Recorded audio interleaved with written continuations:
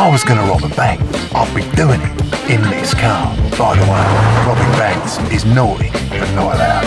Hey guys, hope you're doing well. In this video, no talk of depreciation, no talk of reliability, no talk of recalls. We're just talking about this as a car and what it's like to drive, because we often forget that. And if you do want to know what the perfect getaway car is, unfortunately I cannot help you with that due to a complete lack of experience in that area. But getting back to this, the Porsche Taycan, and what it's like to drive, what it's like to be in, what it's like to use as a car on a daily basis. Let's start with the ride itself and the comfort of this car, because for me, that is what stands out above and beyond everything else with this car as a platform, as a driver's car, as somewhere nice to be on the roads. It is simply wonderful. Now, this car comes with air suspension. Pretty much all Gen 1 Taycans do. You can get sprung base models, but I get the impression there's probably only about 5 of those in the UK from what I can see, but there's not a lot of those about. Get the air suspension, whatever you do, you have to. It is what sets this car apart. If you're going Gen 2, all Gen 2s come with the air suspension as standard. Now, it is what is phenomenal about this car, and I've never been in or owned a car where the drive mode dial does quite, another Taycan, where the drive mode dial does quite so much. It is really good in terms of the difference between the comfort mode, moving through that sport mode into Sport Plus. Each tweak of that dial has a measured impact on the comfort of this car. And in normal, as we are now, just cruising down the road, not a great road to be fair, a lot of bumps, a lot of undulations in this road, it is providing comfort levels above and beyond anything that I've ever been in before. It is like an absolute limousine, this car. So comfortable, a little bit of body roll around the corner there, but because of the mode we're in, not so bad. And this also has the Porsche dynamic chassis control, which helps to level the car.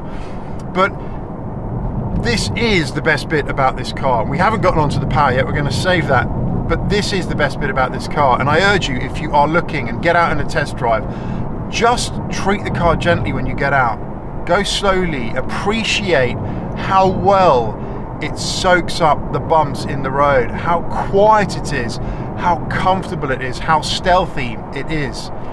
It is one of the standout features of this car, and one of the things that really jumped out at me when I went out for that first test drive, and that first test drive really helped to push me down the road of purchase. They've really thought about this. I don't have any creaks or rattles in this car either. I know there's some folk out there that do. I think they struggle a bit more in the cold when things are sort of contracted a bit and you're more likely to hear creaks and rattles, but certainly in the warmer weather, it's eerily quiet almost. It really is. It is such a comfortable, wonderful place to be. The best bit about this for me is how good it is on longer journeys. You never get fatigued, you never get tired. I've got an SL as well, a Merc SL. Longer journeys in that start to feel a little bit cramped up. It's a little bit smaller than I'd like, but this is fantastic. If you sat in the rear, not so good. Room in the rear is not great. It's not great from a comfort perspective. Headroom's a little bit more limited. Legroom suffers significantly. If you're bigger in the rear, you're going to really struggle. So it's kind of really a 2+2 for me, this car still, even though it's a 4-door. This B-pillar position, terrible, hard to get in and out of, but on the whole, the comfort levels of this car are absolutely brilliant. Now, when we whack it up into Sport Plus, you'll hear the artificial spaceship noise appear, but round a bend there, just unbelievable the way this car handles in Sport Plus. It really tightens up. It really, really tightens up. You feel much more connected to the road. The car kind of jiggles around a bit more because it's firmer. Obviously it's going to do that. It will also use first and second gear as opposed to stay in second a lot longer. When you're in that sport mode, you really do feel that shift when you get to sort of about 57 miles an hour-ish, I want to say, from first to second in this. But this road isn't a great road, and we're really feeling all the bumps down the road right now. You can really kind of feel it's being thrown about, but it's so sharp. It's so sharp. The handling, the steering, it is brilliant. It's so good. And as you know, I've had it round a track, but round a track you're going to get a little bit frustrated with this car because it starts to get a bit warm, and also battery just does not last. So you're not going to get as much enjoyment out of this car around a track as you would a combustion car. So that is something to bear in mind if you are considering. And I know there's folk out there that do indeed track their cars, their Taycans. One guy on the forums does it all the time and has a lot of fun with it, but I wish they had more range on a track, because obviously when you're using the full power of this car, the Turbo S, it is absolutely drinking juice. It's over or approaching half a kilowatt of power requirements to push this car down the road. And let's get on to the power.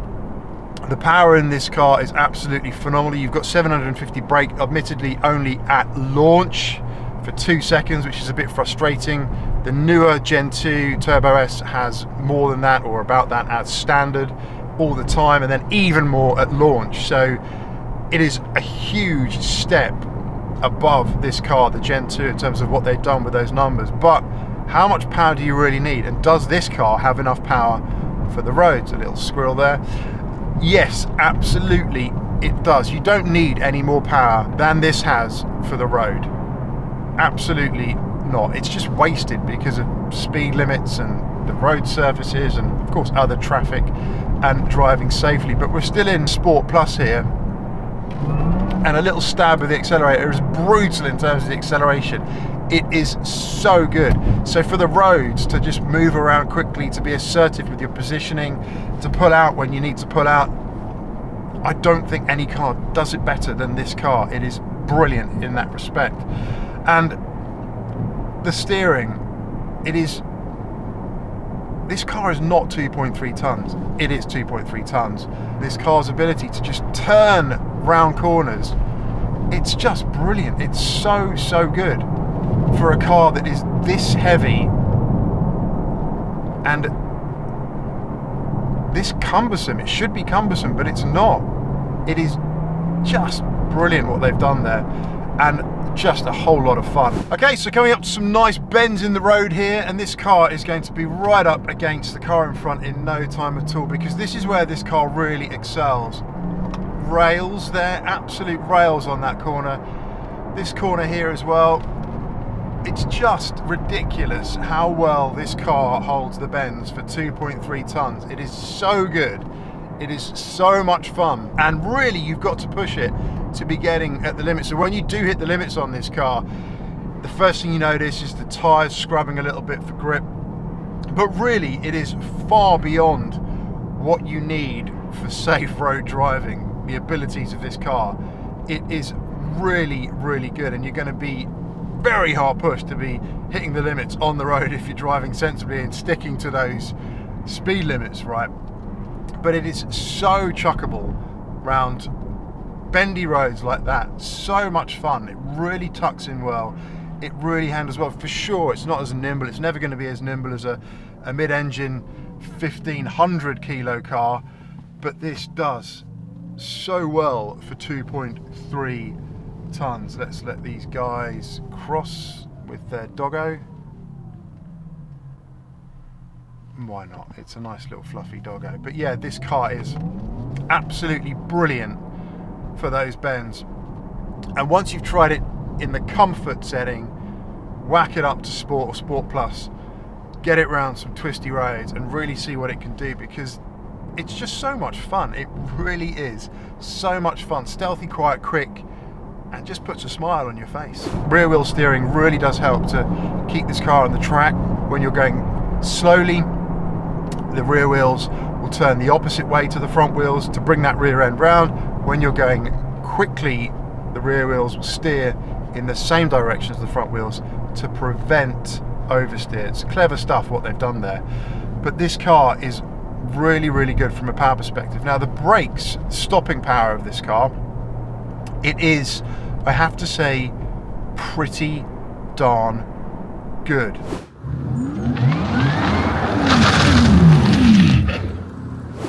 But there are problems with it. I've definitely covered this on previous videos. The brakes are very strong. They are very, very strong on this car. Regen itself is more than you need for normal braking on the roads. You don't really ever use your pads. You can see the regen meter on the dashboard, and if I brake now, I haven't maxed that out, and that's quite firm, quite powerful, quite strong braking.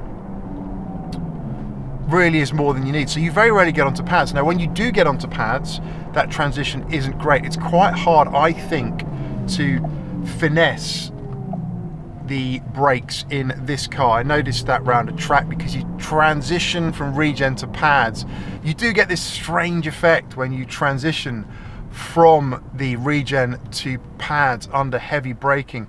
It kind of lurches a bit. I want to say it's a kind of strange lurch between that sort of process.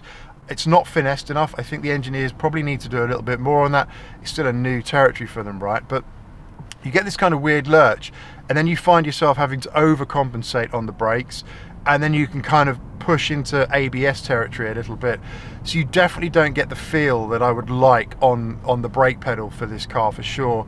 But again, I have to say, for roads, for normal use, regen is more than enough, and it does an absolutely brilliant job.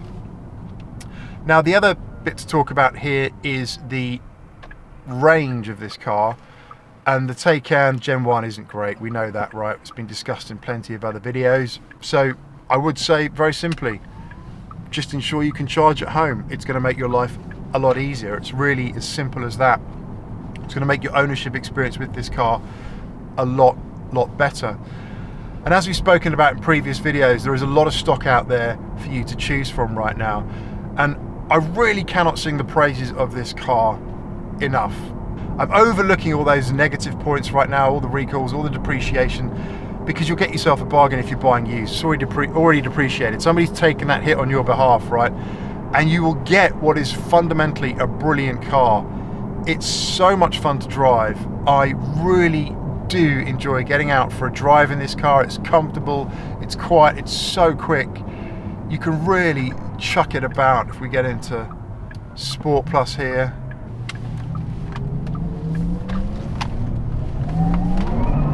that handling is just brilliant. It's fantastic. It really is a wonderful, wonderful car and a great drive. I cannot stress enough. So if you've been on the fence about one of these cars, get out for a test drive and let me know how it goes. That's it for this one. Do stay safe, stay well. See you on the next one. Bye for now.